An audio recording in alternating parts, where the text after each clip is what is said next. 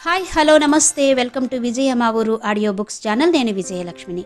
Friends, నవల స్రవంతిలో ఆరాధ్య శ్రీమతి అంగులూరి అంజనీదేవి గారి నవల ఆడియోగా వినిపిస్తున్నాను కదా. మరి ఈరోజు ఆరాధ్య నవల ఆడియో 10వ భాగం వినిపించబోతున్నాను. మరి ఆలస్యం చేయకుండా కథలోకి వెళ్ళిపోదాం పదండి.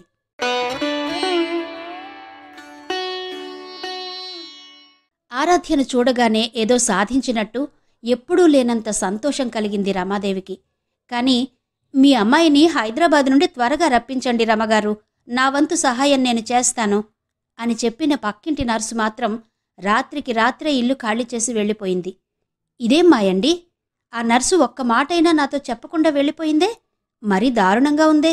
ఇలా వెళుతుందని తెలిస్తే ఆరాధ్యను రప్పించేదాని కాదు అంది రమాదేవి భర్తతో. ఆరాధ్యను నువ్వు రప్పించావా? ఆరోగ్యం బాగుండలేదని కదా వచ్చింది. నువ్వు రప్పించడమేంటి? ఎందుకు రప్పించావు? ఆశ్చర్యపోయాడతను. ఆశ్చర్యపోవడం కాస్త తగ్గించండి. మా ఆడవాళ్ల బాధలు మీకు తెలియవు.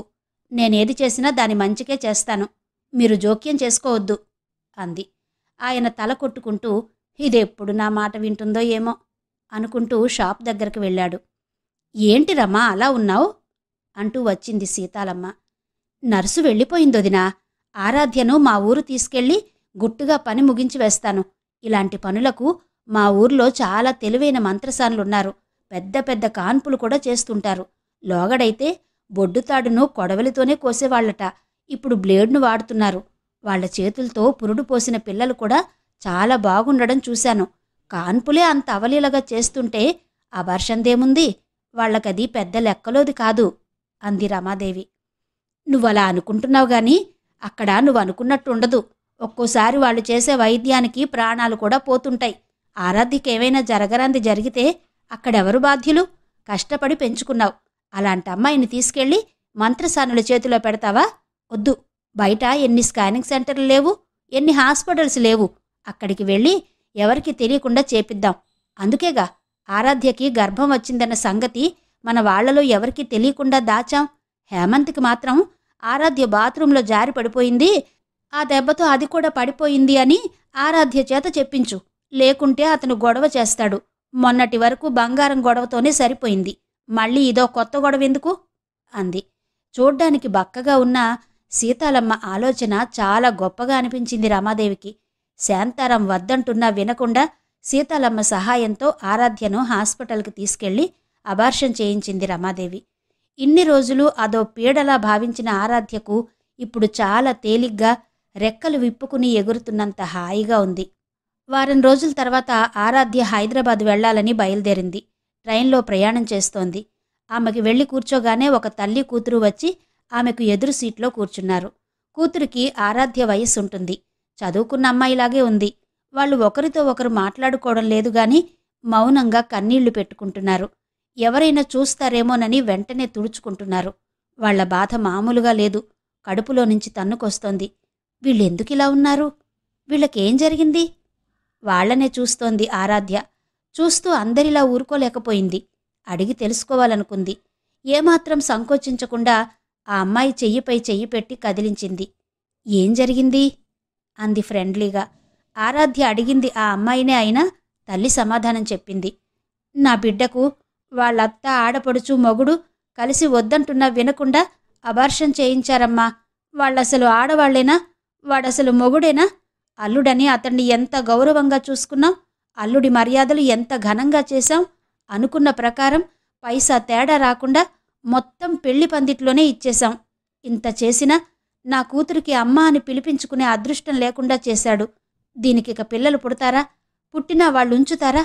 వాళ్లకి మగపిల్లలే కావాలట, ఆడపిల్లలు వద్దట. ఆ అత్త ఆడది కాదా?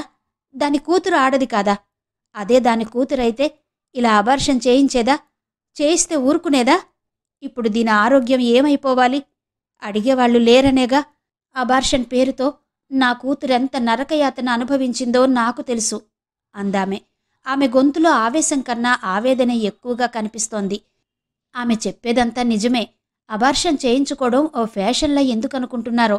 మేము చాలాసార్లు చేయించుకున్నాం, మీరు కూడా చేయించుకోండి అంటూ సరయులాంటి వాళ్ళంటారు. చేయించుకోని వాళ్లను కూడా చేయించుకోమని ఎందుకు సలహా ఇస్తున్నారో అది తెలీదుగాని చేయించుకున్నాక మళ్ళీ ఇలాంటి పని జీవితంలో చెయ్యకూడదనిపించింది. తప్పు చేశాక సరిదిద్దుకోలేని తప్పుల్లో ఇదో పెద్ద తప్పు అనుకుంది ఆరాధ్య. పోలీసులతో చెప్తే దాని కాపురం పోతుందని 10 రోజులు ఉంచుకుని పంపిస్తానని ఇంటికి తీసుకెళ్తున్నానమ్మా. కన్నబిడ్డ బాధ కన్న తల్లికి తెలుస్తుంది, అత్తకేం తెలుస్తుంది? కడుపులో ఉండేది ఆడపిల్లని తెలియగానే గొంతు నులిమేసింది. శత్రువునైనా హత్య చెయ్యాలంటే ఆలోచిస్తారు. అది సొంత మనవరాలనే కడుపులో చంపేసింది. ఒక్కోసారి అబార్షన్ చేస్తున్న టైంలో తల్లి ప్రాణాలు సైతం పోయే ప్రమాదం ఉందట. అయినా ఆ దుర్మార్గురాలికి లెక్కలేదు.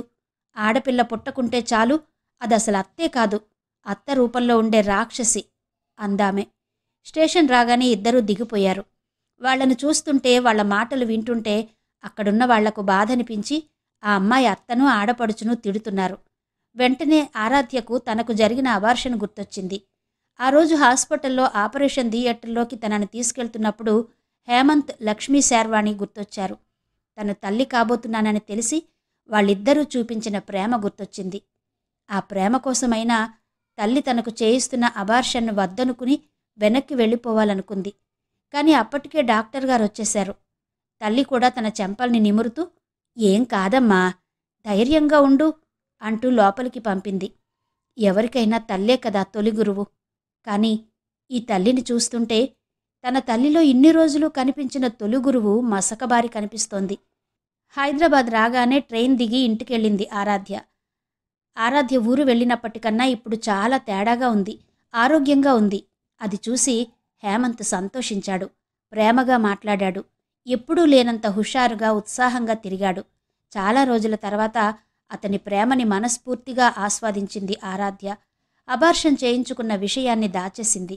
అయితే అది దాచినా దాగని విషయమని అప్పుడు ఆమెకు తెలియలేదు. 2 రోజుల తర్వాత హేమంత్ ఫ్రెండ్స్ కొందరు జంటలు జంటలుగా ఇంటికొచ్చి ఆరాధ్యకు కంగ్రాట్స్ చెప్పారు. వాళ్ళెందుకొచ్చారో ముందు అర్థం కాకపోయినా ఆ తర్వాత తెలిసి ఆశ్చర్యపోయింది ఆరాధ్య. వాళ్ళంతా ఒకేసారి ఆమె చుట్టూ చేరారు. "ఆరాధ్య, నువ్వు చాలా లక్కీ. త్వరలోనే తల్లివి కాబోతున్నావు. ఇవాళ రేపు మన సాఫ్ట్వేర్ ఫీల్డ్లో కొందరికి పిల్లలు పుట్టడం అనేది ఒక యజ్ఞంలా అయిపోయింది. అలాంటప్పుడు నువ్విలా అని తెలియగానే హ్యాపీ అయ్యాం. మా హ్యాపీనెస్ని ఇలా ఇంటికొచ్చి నీతో పంచుకోవాలని చాలా రోజులుగా ప్లాన్ చేస్తున్నాం. నువ్వు సిటీలో లేవని హేమ్ చెప్పాడు. నువ్వు రాగానే వచ్చాం. ఆరోగ్యం జాగ్రత్త. ఆఫీసులో కానీ, షాపింగ్ కాంప్లెక్స్లలో కానీ లిఫ్ట్నే ఎక్కువగా యూజ్ చెయ్యి. మంచి ఆహారం తీసుకో" అన్నారు వాళ్ళు. వాళ్లలో ఎక్కువ మంది హౌస్ వైఫ్లే ఉన్నారు. హౌస్ వైఫ్ల కన్నా జాబ్ హోల్డర్సే ఎక్కువ జాగ్రత్తలు చెప్పారు.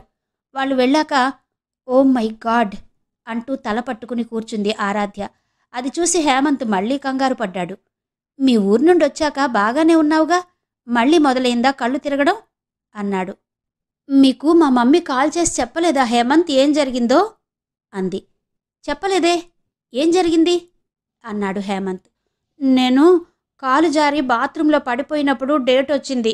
చెబుదామనుకుంటూనే మర్చిపోయాను. మమ్మీ చెప్పిందనుకున్నాను" అంది. "డేట్ వచ్చిందా? అంటే ప్రెగ్నెన్సీ?" షాకింగ్గా చూశాడతను. "పోయింది" అంది సింపుల్గా ఆరాధ్య. అతను తేరుకుని "పోయిందా?" అన్నాడు. ఆమె అవునన్నట్టు తల ఊపింది. "నేను ఎక్స్పెక్ట్ చేసినట్టే జరిగింది. మీ పేరెంట్స్ అన్నంత పని చేశారు. నేను వాళ్లని నమ్మి నిన్ను పంపడం వల్లనేగా ఇలా జరిగింది" అన్నాడు. "ఎక్స్పెక్ట్ చేసినప్పుడు పంపకుండా ఉండాల్సింది. పంపడం వల్లనేగా నేను బాత్రూంలో కాలు జారి పడ్డాను. ఇక్కడే ఉంటే పడేదాన్నా?" అంది. "నువ్వు పడడం అబద్ధం." అతను గిర్రున వెనక్కి తిరిగి పక్కకెళ్ళిపోయాడు. అతని ప్రవర్తనకు ఆమె నివ్వెరపోలేదు. మామూలుగానే అతని దగ్గరకు వెళ్ళి నడుం మీద చేతులు పెట్టుకుని కళ్ళు పెద్దవి చేసి చూసింది. "అబద్ధం అనగానే సరిపోయిందా? పడినప్పుడు దెబ్బలేమైనా తగిలాయా అని అడగొద్దా? ఏం ప్రేమండి మీది?" అని అడిగింది. అతని ముఖం పూర్తిగా కళ తప్పింది. ఒంట్లో ఉన్న శక్తంతా హరించుకుపోయినట్టయింది.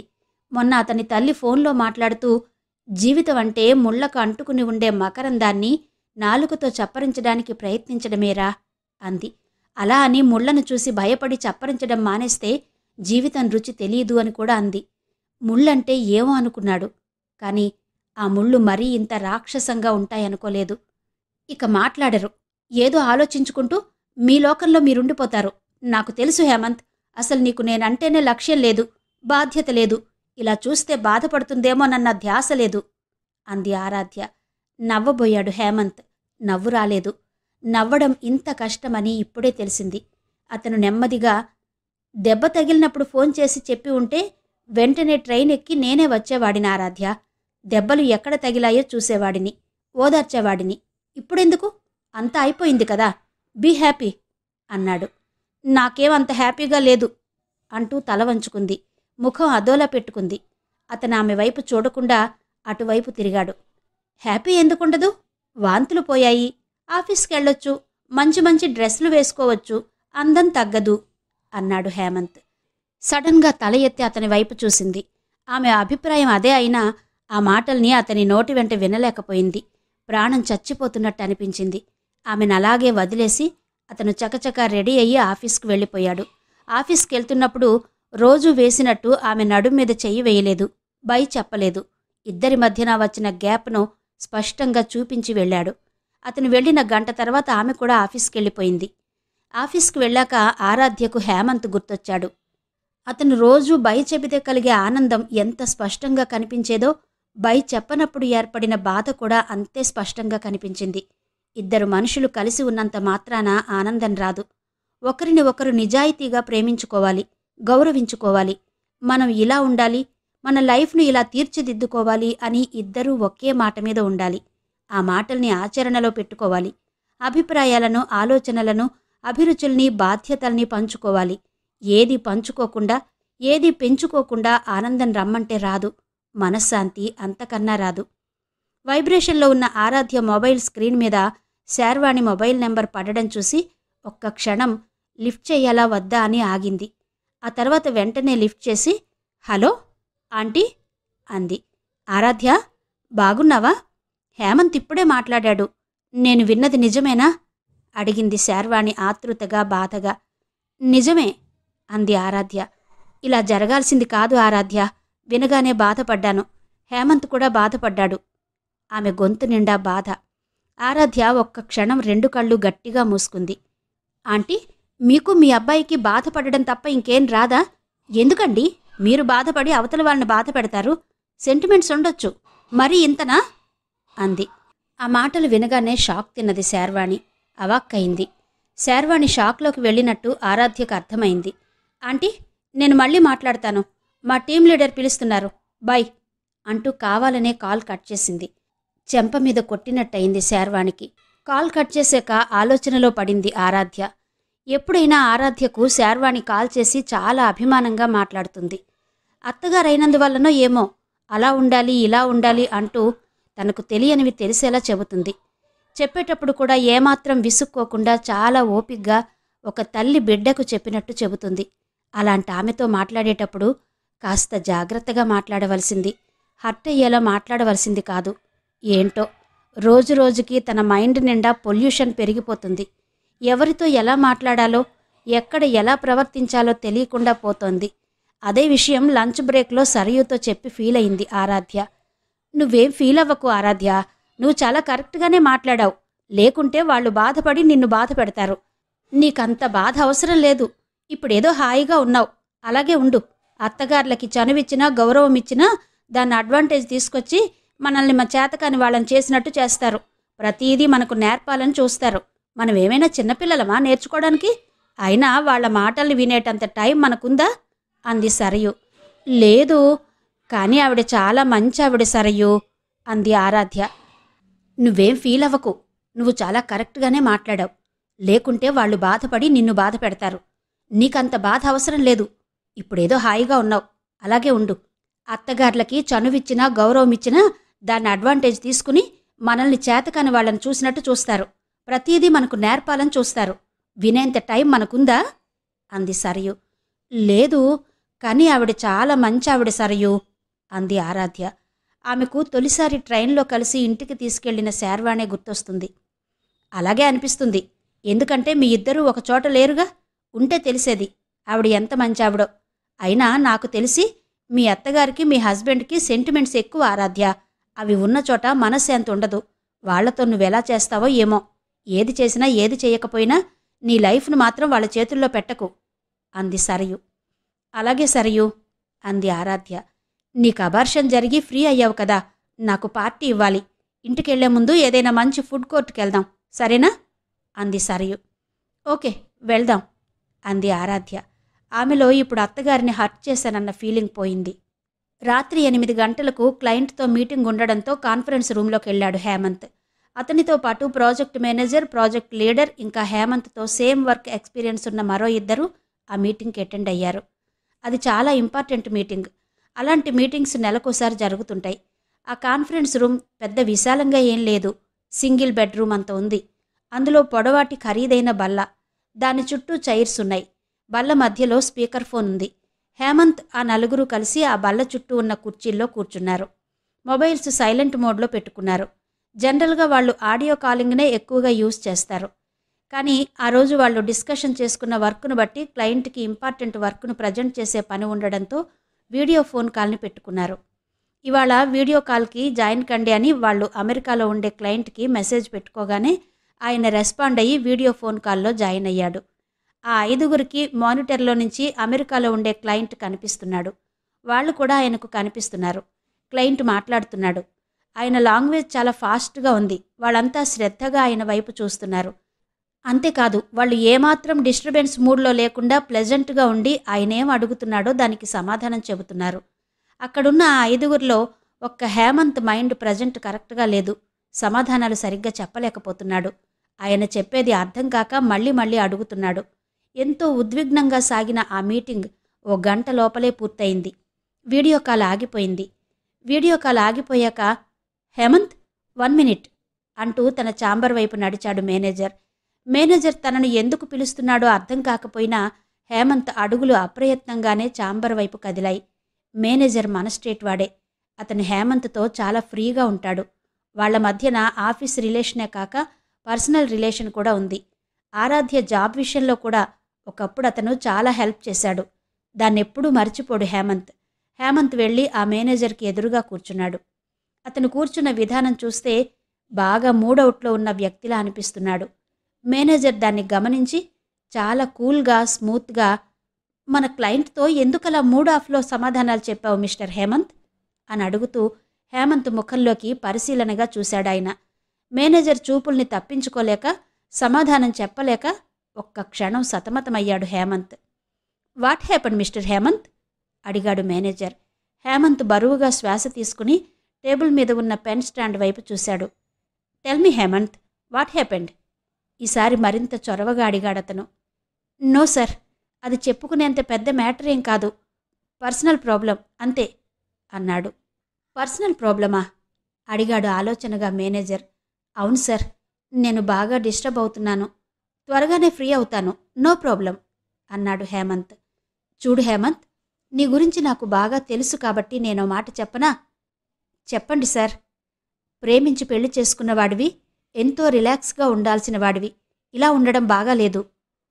నాకు కూడా అలాగే అనిపిస్తోంది సార్. కానీ ఏదో తెలియని గ్యాప్ నాకు ఆరాధ్యకు మధ్యన ఏర్పడింది. దాన్ని కవర్ చేసుకోలేకపోతున్నాను. చేసుకోవాలి. లైఫ్ అంటే ఏదో ఒక్కదానికోసమే ఆరాటపడడం కాదుగా, చాలా ఉంటాయి. సక్సెస్, ఫెయిల్యూర్స్, కెరీర్, ఇవన్నీ నువ్వే మేనేజ్ చేసుకోవాలి. పర్సనల్ ప్రాబ్లం ఉండొచ్చు, ఉంటాయి.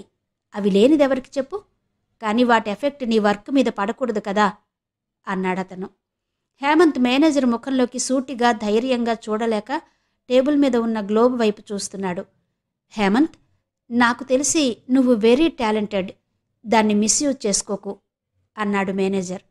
ఈసారి మేనేజర్ వైపు చూశాడు హేమంత్.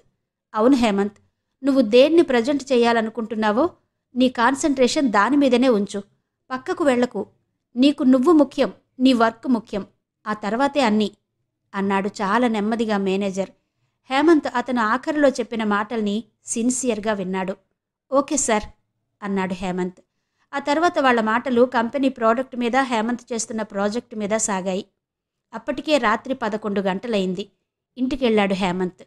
హేమంత్ను చూడగానే 9 గంటల నుండి కాల్ చేస్తూనే ఉన్నాను, లిఫ్ట్ చేయాలని తెలీదా? నాకేమైనా జరిగి చచ్చినా ఇంతేనా అంది ఆరాధ్య. చచా, అలా ఎందుకు అనుకుంటావు? నేను క్లయింట్ మీటింగ్లో ఉండి నీ కాల్ని చూసుకోలేదా ఆరాధ్య అంటూ అతను కూల్గానే సమాధానం చెప్పాడు. ఆరాధ్య చిరాగ్గా చూసింది. రోజు మీటింగ్లే, అవి లేనిదెప్పుడు? ఏం మీటింగ్లో ఏమో, పిచ్చిలేస్తోంది అంది. పిచ్చిలేవడమేంటి? నీకు తెలీదా మీటింగులుంటాయని? ఆల్రెడీ నువ్వు చూస్తున్నావుగా. చూస్తూ అడుగుతావే. ఏం మాట్లాడుతున్నావు ఆరాధ్య? అన్నాడతను. ఉన్నదే మాట్లాడుతున్నాను అంది. ఉన్నదా? అదేంటి?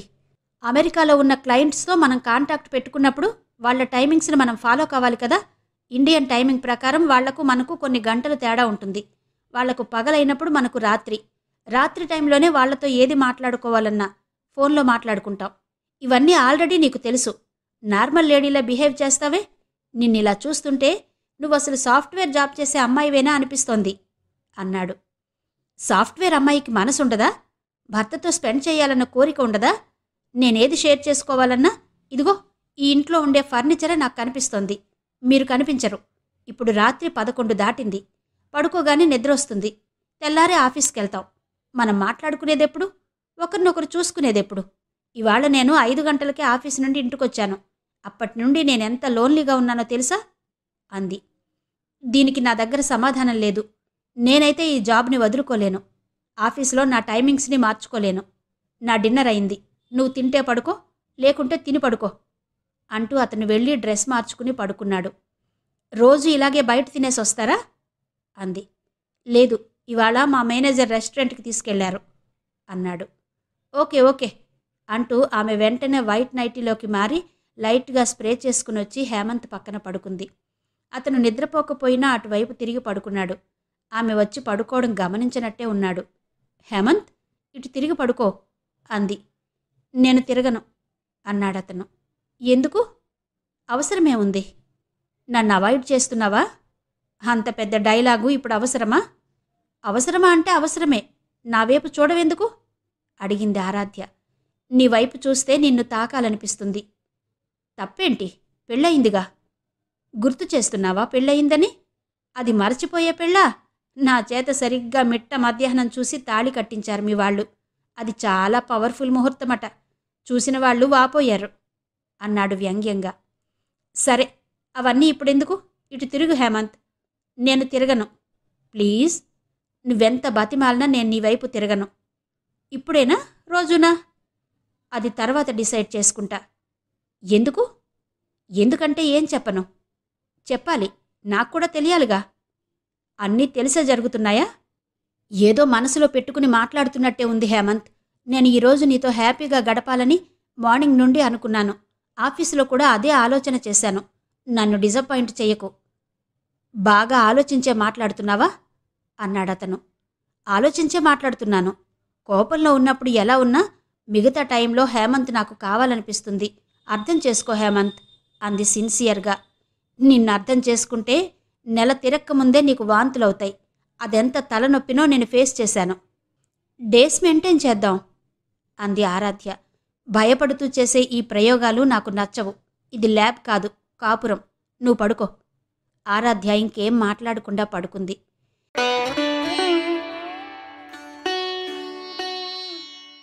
ఎప్పుడైనా హాఫ్ ఇయర్లీకి ఒకసారి Hemanth project client outing arrange చేస్తూ ఉంటాడు. అది లంచ్ కావచ్చు, డిన్నర్ కావచ్చు, టీమ్ ఔటింగ్ కావచ్చు. ఈ టీమ్ ఔటింగ్ అనేది ఎందుకంటే ఎంప్లాయీస్కి మధ్యన ప్రొఫెషనల్ రిలేషన్ కాకుండా పర్సనల్ రిలేషన్ కూడా డెవలప్ కావాలని. దానివల్ల కంపెనీ ప్రొడక్టివిటీ పెరుగుతుంది. ఎంప్లాయీస్ హ్యాపీగా ఫీల్ అవుతారు, రిఫ్రెష్ కూడా అవుతారు. కొంతమంది క్లయింట్స్ ఇవేవి చూడకుండా లాభాలు ఎక్కువగా వచ్చినప్పుడు ఇలాంటి టీమ్ ఔటింగ్లు అరేంజ్ చేస్తూ ఉంటారు. అందులో భాగంగా ఆ రోజు హేమంత్ వాళ్ళ కంపెనీ క్యాబ్ వెళ్ళి ఎంప్లాయీస్ని అందరినీ వాళ్ళ ఇళ్ల దగ్గర పికప్ చేసుకుంది. సిటీ అవుట్కట్స్లో ఉండే రిసార్ట్స్కి వెళ్లాలని ముందు రోజే ఎంప్లాయీస్ అందరికీ వాళ్ళ క్లయింట్ మెసేజ్ పాస్ ఆన్ చేయడంతో అందరూ రెడీగా ఉన్నారు. కంపెనీ క్యాబ్ ఇంకో అర్ధగంటలో హేమంత్ దగ్గరికి వస్తుందనగా, టీమ్ ఔటింగ్ ఉంది, వెళ్తున్నాను అంటూ ఆరాధ్యతో చెప్పాడు. అతను వేసుకున్న డ్రెస్ కాక ఇంకో డ్రెస్ని అడిషనల్గా బ్యాక్ ప్యాక్లో పెట్టుకోవడం చూసింది ఆరాధ్య. ఈ డే మొత్తం ఇంటికి రారా అంది. రాను. సిటీ అవుట్కట్స్లో ఉండే రిసార్ట్స్కి వెళ్తున్నాం. వచ్చేటప్పటికి ఏ టైం అవుతుందో చెప్పలేను అన్నాడు. మరి నేను అప్పటి వరకు ఒంటరిగా ఉండాలా? ముఖం అదోలా పెట్టుకుంది. 10 మంది నీ చుట్టూ ఉండడానికి నువ్వేమైనా అంటూ అతనేదో అనబోతుంటే అతన్ని ఆపింది. వద్దు, మీరేమీ అనకండి. ఎమోషన్లో మీరేదో అంటారు, నేను బాధపడాలి. నేను ఆఫీస్ నుండి నేరుగా ఆంటీ దగ్గరికి వెళ్తాను అంది. మా అమ్మ నిన్ను రమ్మని చెప్పిందా అన్నాడు. చెప్పకపోయినా వెళ్తాను. నేను వెళ్తే వద్దనరు. చాలా హ్యాపీ ఫీల్ అవుతారు. మీ నాన్నగారు కూడా నన్ను ఒకప్పుడు చాలా బాగా చూసేవారు. పెళ్ళయ్యాకనే కలవలేదు. ఇప్పుడు వెళ్ళి కలుస్తాను అంది. వాళ్ళ నాన్నగారి మాట ఎత్తగానే హేమంత్లో మార్పు వచ్చింది. ముఖమంతా యాసిడ్ కన్నా భయంకరమైన ద్రవం పడినట్టు మాడిపోయింది. అప్పుడే కంపెనీ క్యాబ్ వచ్చి ఇంటి ముందు ఆగడంతో అతను వెళ్ళిపోయాడు. ఆమెను వాళ్ళ అమ్మ దగ్గరికి వెళ్ళమనలేదు, వద్దు అనలేదు. అలా చెప్పేంత టైం కూడా అతనికి లేదు. హేమంత్ ఎక్కగానే ఆఫీస్ క్యాబ్ సిటీ అవుట్కట్స్ వైపు బయలుదేరింది. క్యాబ్లో ఉన్నవాళ్లంతా చాలా ఎంజాయ్గా ఉన్నారు. కొంతమంది వాళ్ళ స్నేహితులతో మాట్లాడుతుంటే, కొంతమంది క్యాబ్లో ఉన్న ఆడియోలో నుంచి పాటలు వింటున్నారు. అలా ఓ అర్ధగంట ప్రయాణం చేయగానే రిసార్ట్స్ వచ్చింది. అబ్బాయిలు అమ్మాయిలు బ్యాక్ ప్యాక్లు తగిలించుకుని క్యాబ్ దిగారు. వాళ్ళకి ప్రొవైడ్ చేసిన రూమ్స్ వైపు మాట్లాడుకుంటూ వెళ్లారు. మార్నింగ్ ఫ్రెషప్ అయ్యి టిఫిన్ తిని క్రికెట్ ఆడారు. చిన్న చిన్న ఆటలు సరదాగా ఆడారు. బోటింగ్ చేశారు. అంతా సరదా సరదా. లంచ్ అయ్యాక రెస్ట్ తీసుకున్నారు.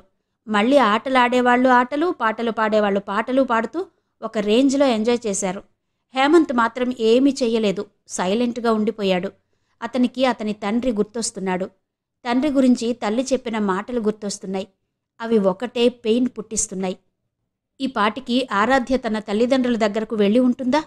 వెళ్తే అక్కడి వాతావరణం ఎలా ఉండి ఉంటుంది? ఆమెను వాళ్ళు ప్రేమగా రిసీవ్ చేసుకుని ఉంటారా? ఇవే ఆలోచనలు హేమంత్లో. ప్రశాంతంగా ఉండలేకపోతున్నాడు.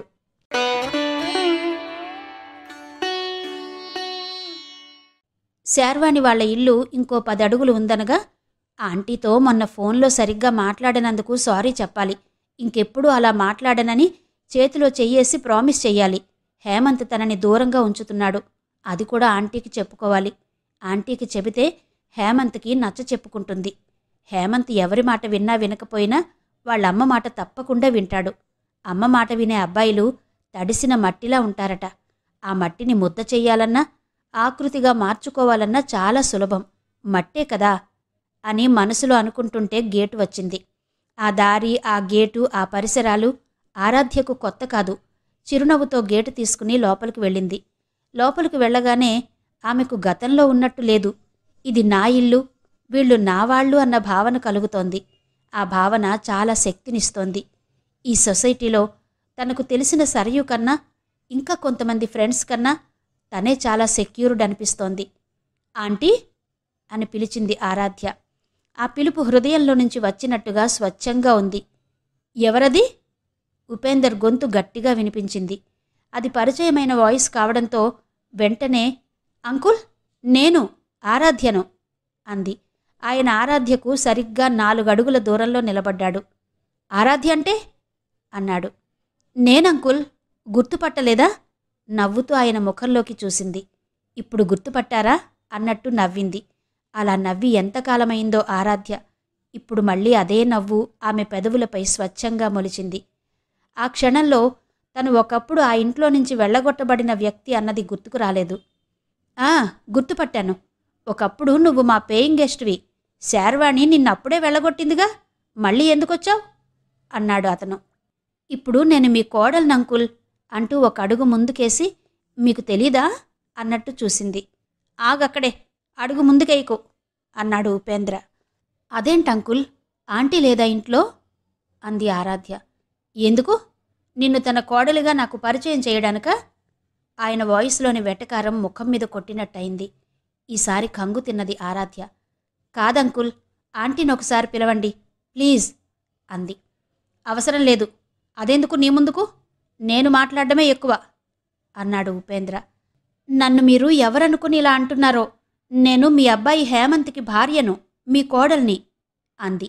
ఆమె నిలబడే ఉంది. ఆయన కూడా నిలబడే ఉన్నాడు. ప్రూఫ్ చూపించు. ప్రూఫా? అవును, ప్రూఫే. ఆధార్ కార్డులాగా ఇలాంటి వాటికి ప్రూఫ్ ఏంటంకుల్? నేను మీ కోడల్ని అని చెబుతున్నాను కదా అంది. నీ సంగతి తర్వాత. వాడు నా కొడుకు అని ప్రూఫ్ ఏంటి? పట్టుకురా అన్నాడు. మీ కొడుక్కి ప్రూఫ్ ఎందుకు అంకుల్? శార్వాణి ఆంటీ హేమంత్ వాళ్ళ మదర్ అయినప్పుడు మీరు ఫాదర్ కారా? వాడెప్పుడో చనిపోయినట్టు మా బంధువుల్లో చెప్పుకున్నాం. ఇప్పుడు బతికాడని చెబితే ఎవ్వరూ నమ్మరు. నువ్వు మా కోడలివని వచ్చి మా పరువు తీయకు, వెళ్ళు అంటూ గుమ్మం వైపు చేయి చాపాడు. ఈ క్షణమే వెళ్ళమన్నట్టుంది ఆయన ఎక్స్ప్రెషన్. ఆ ఎక్స్ప్రెషన్కి ఆమె భయపడలేదు. ధైర్యంగా నిలబడింది. బ్రతికి ఉన్న కొడుకుని ఎవరైనా చనిపోయాడని చెప్పుకుంటారా? ఇది వింటే మిమ్మల్ని ఏమంటారో ఒక్కసారి ఊహించుకోండి. మీరు పెద్దవారు, మీ వయస్సుకి గౌరవమిచ్చి నేనేమీ అనలేకపోతున్నాను. ఇప్పుడు సరే, ఇంకెప్పుడు మీ కొడుకు చనిపోయాడని అనకండి. నేను వినలేను. ఆయన నా భర్త అంది. నీకు సెంటిమెంట్స్ లేవని విన్నాను అన్నాడు ఆమె వైపు ఒక రకంగా చూసి. సెంటిమెంట్స్ లేకుంటే హేమంత్ నా భర్త కాడా? మీరు చెప్పినంత తేలిగ్గా చచ్చిపోయాడని ఎవరూ చెప్పుకోరు. ఆయన మనిషండి, ఒక సాఫ్ట్వేర్ ఇంజనీర్. అలాంటి ఆయన్ను పట్టుకుని చనిపోయాడంటారా? నేను బతికున్న నా కొడుకును చనిపోయాడని చెప్పుకున్నాను. నేను దుర్మార్గుణ్ణే. కాని నువ్వు నీ కడుపులో జీవం పోసుకుంటున్న బిడ్డను నిజంగానే చంపేసుకున్నావు. అలాంటి నువ్వు కూడా నన్ను అనేదానివే. వెళ్ళు వెళ్ళు, అన్నది చాలు, ఉన్నది చాలు అన్నాడు ఉపేంద్ర. అప్రయత్నంగానే ఆమె బయటకు నడిచింది. మనసంతా ఛిద్రమైనట్టు ఒకటే నొప్పిగా ఉంది. ఉపేంద్రను హేమంత్ తండ్రి స్థానంలో ఊహించుకోలేకపోతుంది. తను కూడా ఏదో తప్పు చేసినట్టు తొలిసారిగా అనిపించింది. శార్వాణి ఆంటీ ఇంట్లో లేకపోయినందుకు బాధగా ఉంది. ఉంటే అసలేం జరిగిందో, హేమంత్ను చనిపోయినట్టు ఎందుకు ప్రచారం చేసుకున్నారో అడిగి తెలుసుకునేది. తెలుసుకుని తనేం చెయ్యాలి? బ్రతికే ఉన్నాడని హేమంత్ను తీసుకెళ్లి వాళ్ల బంధువులకి చూపిస్తుందా? చూపించడానికి హేమంత్ బంధువులెవరో ఆమెకు తెలుసా? అయినా హేమంత్కి తనకి మధ్యన ప్రస్తుతం ఏముందని? భార్యాభర్త అనుబంధమేమైనా ఉందా? అతని బిహేవియర్ చూస్తుంటే తనని ఇక టచ్ చేయడనిపిస్తోంది.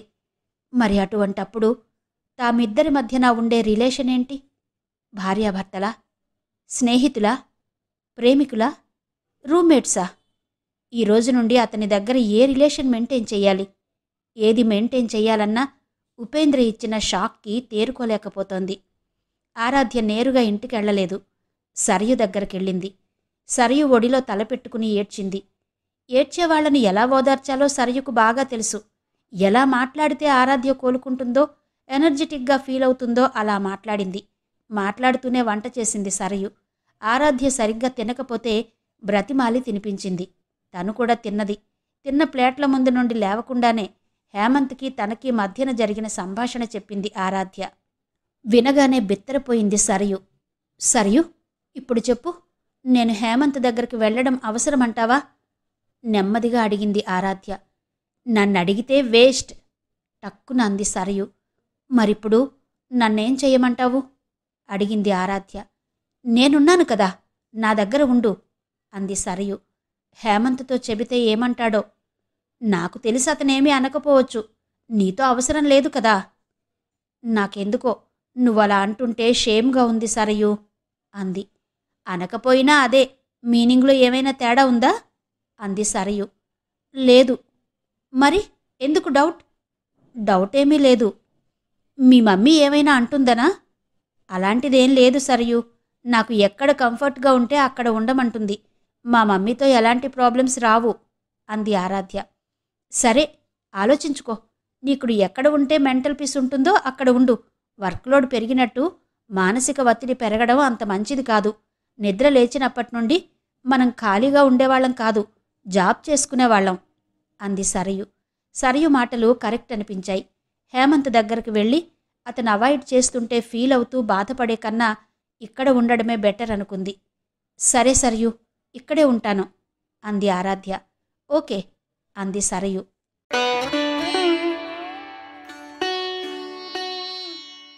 టీమ్ ఔటింగ్కెళ్లిన హేమంత్ ఇంటికొచ్చాడు.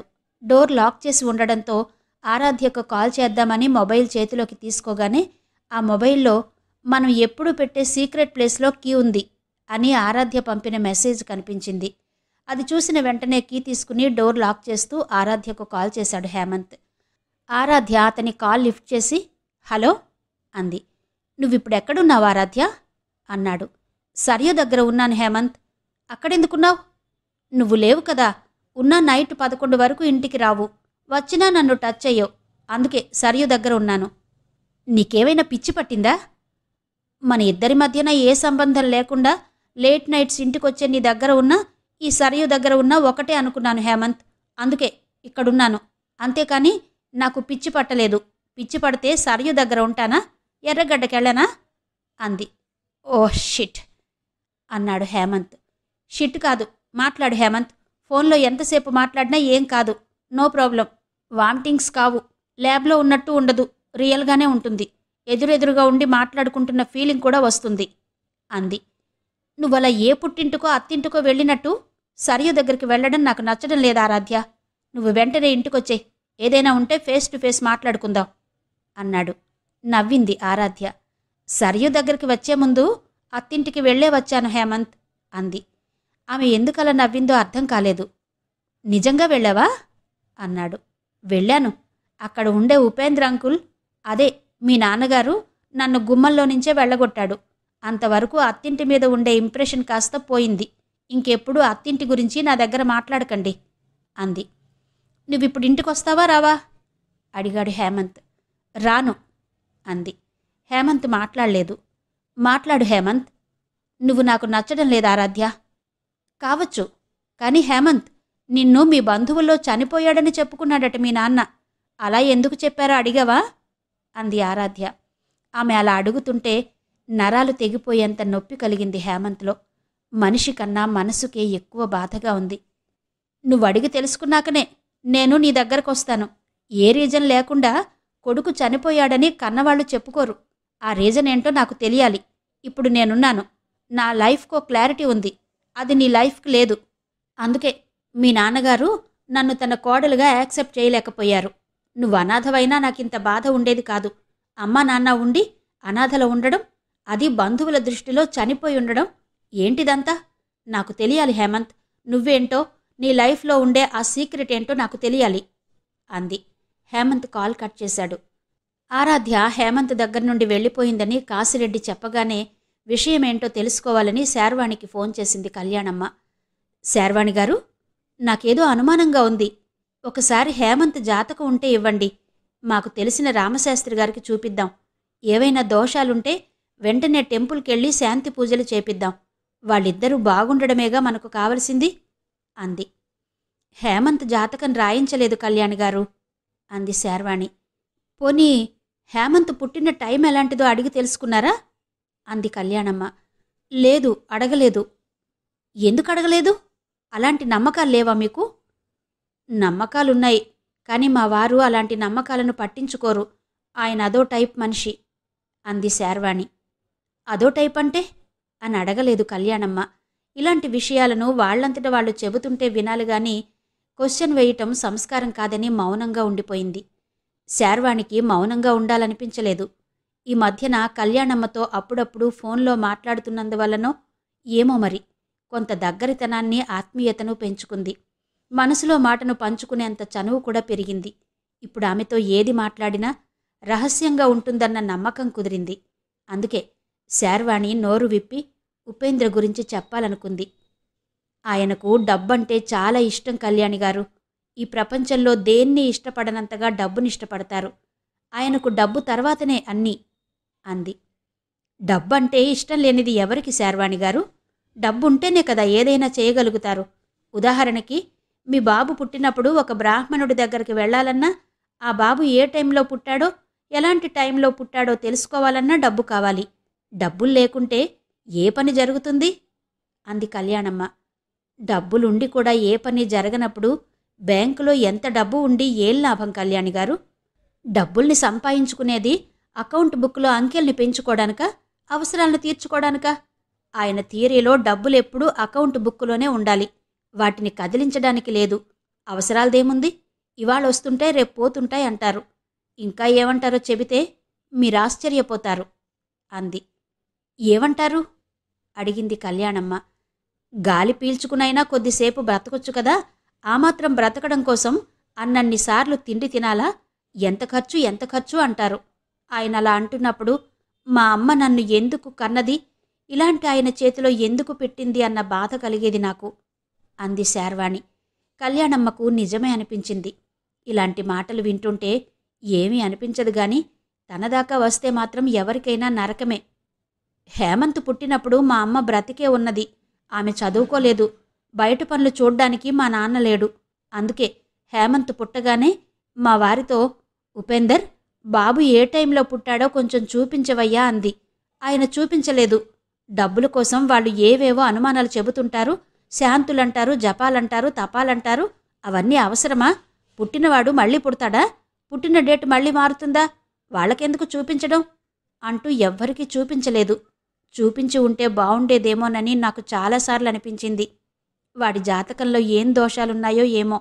20 సంవత్సరాల క్రితమే వాడు నేను దూరమైపోయాము అంది బాధగా శార్వాణి.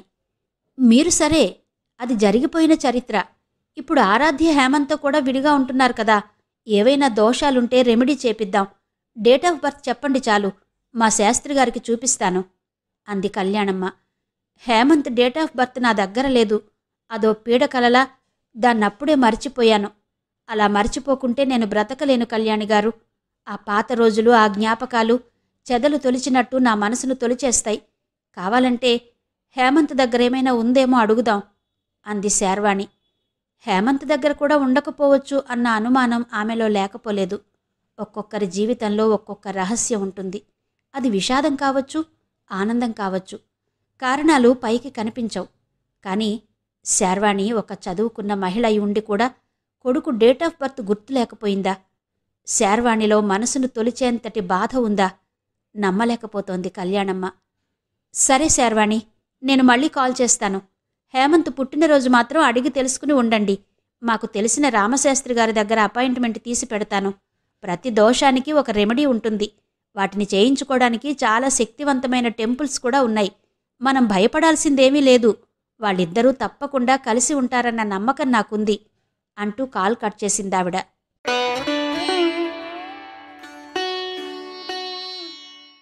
ఆరాధ్య శ్రీమతి అంగులూరి అంజనీదేవి గారి నవల ఆడియో 10వ భాగం విన్నారు కదా. మిగిలిన కథ తరువాతి భాగాల్లో వినిపిస్తాను. అంతవరకు సెలవు. నమస్తే.